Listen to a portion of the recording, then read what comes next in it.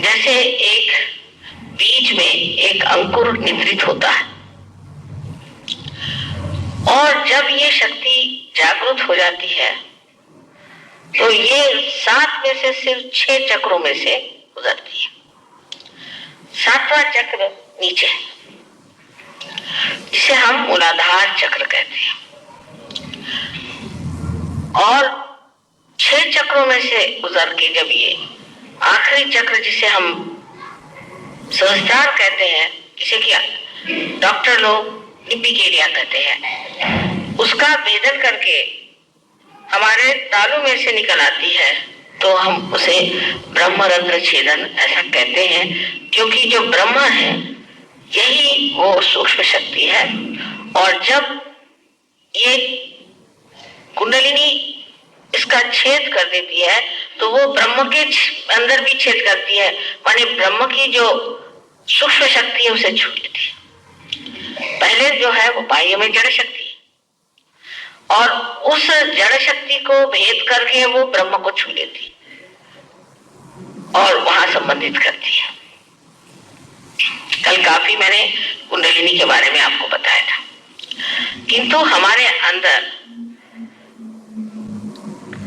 जो autonomous nervous system है, जिसे हम स्वयं चालित संस्था कहते हैं, उसमें एक तो लेफ्ट और एक राइट ऐसी 2 सिंपैथेटिक नर्वस सिस्टम है और बीच में पैरासिम्पैथेटिक नर्वस सिस्टम है।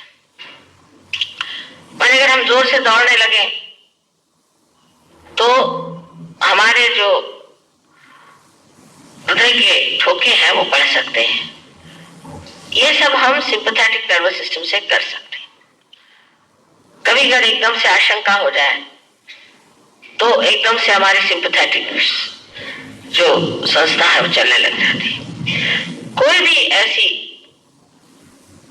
इमरजेंसी आ जाए उस वक्त हमारी जो सिंपैथेटिक नर्वस सिस्टम है वो चलने लग जाती है। मतलब ये कि हम लेफ्ट को भी जा सकते हैं और राइट को भी जा सकते हैं। और सुषुम्ना नाड़ी जो बीच में है उसका ये कार्य है कि जो कुछ भी हम इस तरह की अतिशयता करते हैं उसको फिर से स्थापित कर देती है उसके सर्वसाधारण रूप में, नॉर्मल स्वरूप में।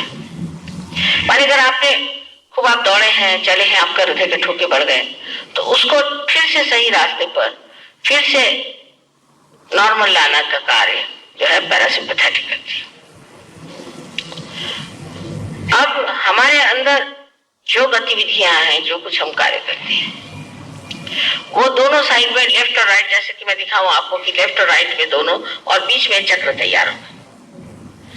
ये दोनों शक्तियां अपने अपने दौर काम करती हैं और इन चक्रों में से ऊर्जा शक्ति देती रहती है। कभी कभी कोई आदमी राइट में ज्यादा चला जाता है, कभी कभी लेफ्ट में ज्यादा चला जाता है। जैसे जो लोग बहुत ज्यादा सोचते हैं, बहुत विचारक हैं, प्लान करते रहते हैं, कल की बात सोचते रहते हैं, ऐसे लोगों की राइट साइड बहुत चलती है, क्योंकि हमारी राइट साइड जो है वो हमारे भविष्य के लिए। और जो लोग हमेशा अपना पिछला ही सोचते रहते हैं, अपने गत पे ही ज्यादा विश्वास रखते हैं या अपने इमोशंस में, अपनी भावना में ही ज्यादा रत रहते हैं, ऐसे लोगों की लेफ्ट साइड ज्यादा चलती है, ज्यादा उपयोग में आती है। इस प्रकार हमारे अंदर 2 तरह के लोग तो हो ही जाते हैं। एक जो कि अपनी भावनाओं पर ज्यादा जीते हैं और दूसरे जो अपने विचारों के साथ हमेशा रहते हैं। या शारीरिक तो क्रिया शक्ति जो है वो राइट साइड में है और इच्छा शक्ति जो है वो लेफ्ट साइड में है। अब इन दोनों के बीच में आपकी जो है सुषुम्ना नाड़ी है। लेफ्ट साइड में जो है वो ईड़ा है, राइट साइड में जो है पिंगला नाड़ी है। लेफ्ट साइड की नाड़ी को चंद्र नाड़ी भी कहते हैं और राइट साइड की नाड़ी को सूर्य नाड़ी कहते हैं, और बीच की जो नाड़ी है उसे सुषुम्ना नाड़ी कहते हैं, जो आपके अंदर बसी हुई पैरासिम्पैथेटिक नर्वस सिस्टम है उसको संभालती है।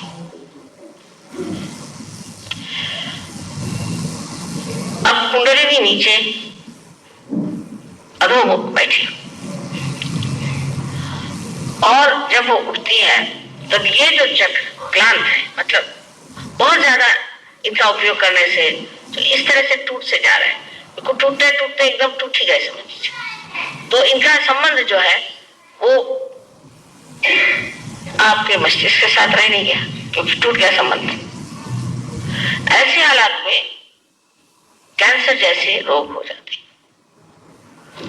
कैंसर जैसे रोग होने पर ये जो राइट साइड है ये बहुत ज्यादा चलने लग गई और लेफ्ट से कोई उसका बैलेंस ही नहीं है। जैसे मैंने आपको कल बताया था कि एक ब्रेक है और एक एक्सेलरेटर है, सिर्फ एक्सेलरेटर चलने लगता है तो आपके जो सेल्स हैं, पेशियां हैं, वो जरूरत से ज्यादा बढ़ने लग जाते हैं। जैसे कि समझ लीजिए नाक के बढ़ने लगे तो नाक ही बढ़ता जाएगा, कान की बढ़ने लगे तो कान ही बढ़ता जाएगा। तो वो दूसरे जो पेशियां हैं, जो आपके अंदर दूसरे सेल्स हैं, उसके ऊपर आक्रमण करते हैं और आक्रमणकारी होते हैं। इसे मैलिग्नेंट कहते हैं।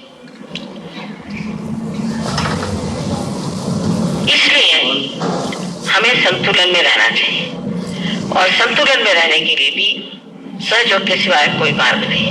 हम सोचते हैं कि हम संतुलन में हैं। बहुत से लोग ये सोचते हैं कि हमें बहुत विचार आते हैं, हर समय हमारे में विचार आते रहते हैं, तो इसको हम किसी तरह से बंद कर देंगे। इसका कोई इलाज नहीं। कोई कहते हैं हमारे अंदर बड़ा अहंकार हो गया है, हर समय दिमाग में अहंकार भरा रहता है। इसका भी कोई इलाज नहीं। आप अगर अपने अहंकार से झगड़ा करोगे तो वो आपसे झगड़ा करेगा। इसका इलाज सिर्फ यह है कि हमारे अंदर कुंडलिनी का जागरण हो।